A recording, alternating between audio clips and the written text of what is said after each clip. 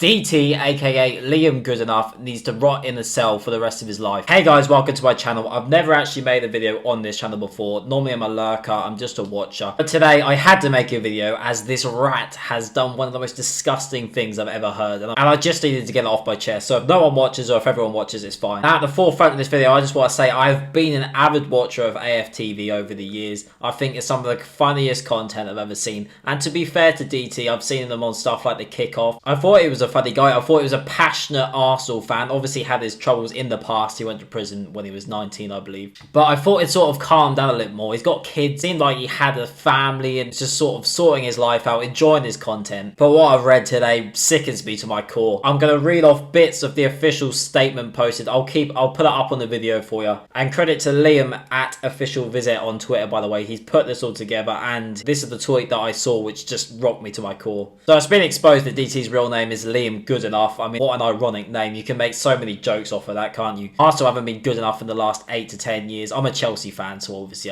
I have a rivalry, but a respect for Arsenal. Today there's no jokes, there's nothing funny I want to put in this video. The statement reads, Liam Goodenough, 42 years old. He's got a son.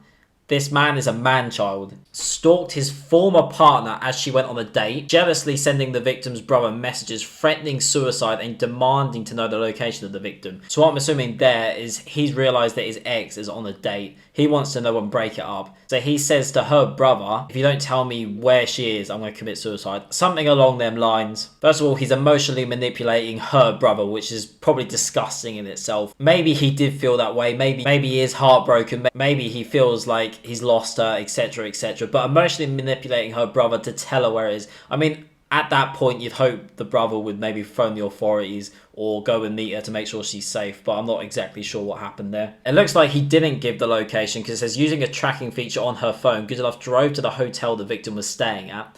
So they must have like a Find My Friends type thing on their iPhones, perhaps. I'm not too sure on the relationship as to when they broke up. I'm guessing fairly recently. At that point, he started verbally abusing her as well as assaulting her companion. So I'm guessing he had a fight with the guy she's on a date with. And I just got to feel sorry for him as well. I mean, the poor bloke's just gone on a date with a woman he likes, taking her out to a nice hotel. He's getting his head kicked in for it. We've seen on videos and stuff that DT can get riled up. His rage is very quick. But nothing like this. He then proceeded to photograph her in a state of undress, which is just disturbing to read, isn't it?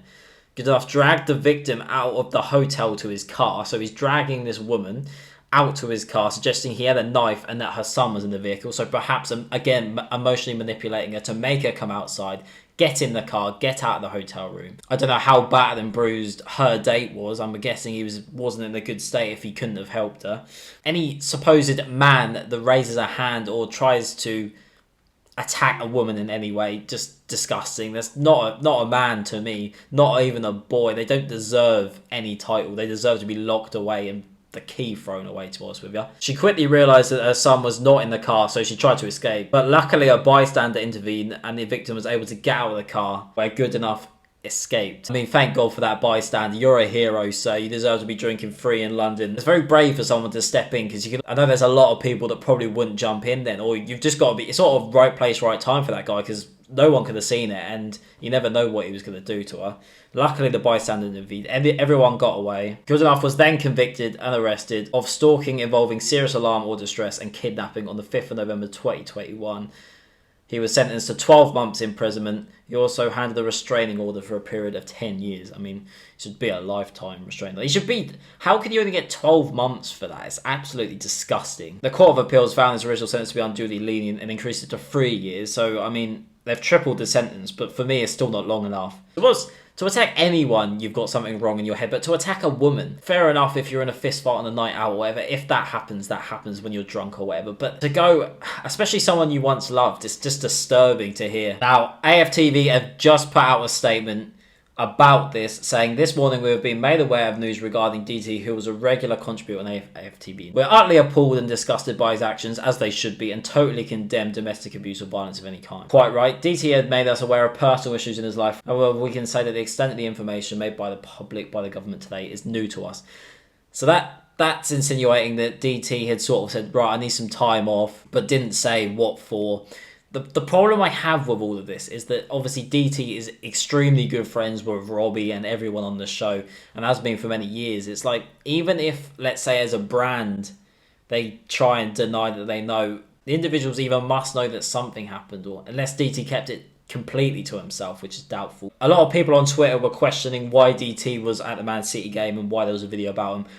They've tried to explain that by saying he appeared on the 1st of Jan when the severity of his legal case was unbeknownst to us. The recent developments come as a complete shock. In light of the shocking news, DT will be offered absolutely no place on the channel again, which is obviously good news. But for me, Robbie needs to sit down, do a video and explain exactly what's happened here, because I don't believe that he wouldn't know what's going on in DT's life. I know they're not the same person. They're just someone on the channel, just a colleague. I believe they're closer than that. You see all the podcasts on there laughing. I'm not going to call for the head of AFTV because ultimately they can't be responsible for DT's actions necessarily. I mean, DT is a character. If anyone's trying to defend DT out there, you are sick. You're not human. Like him, you're a rat, to be honest with you. I have seen a video, which I'm sort of, I don't know whether I should play for you or not, because I'm not entirely sure if it's true or where the clip came from. DT and Robbie laughing on a podcast about a time away that DT had, which he's laughing at, calling vacation. I believe this could be about his first prison sentence when he was 19. I'll play the clip now and you can make your own minds up. We probably need a fact checker on that. If anyone in the comments knows, let me know. Sorry, I forgot. I was taking a very nice vacation. All right, no, yeah, well, we changed the subject, but you know what I mean. The weather was great. All rooms were paid for as well. All inclusive. All inclusive.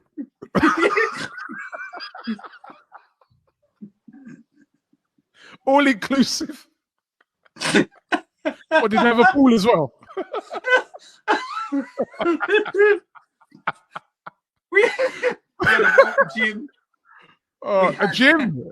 Yeah. Hey, this sounds all right. We had like an indoor cage football pitch. So as you can see, if they're talking about that breakaway, what he's just done to that woman, is absolutely disgusting the way they're laughing.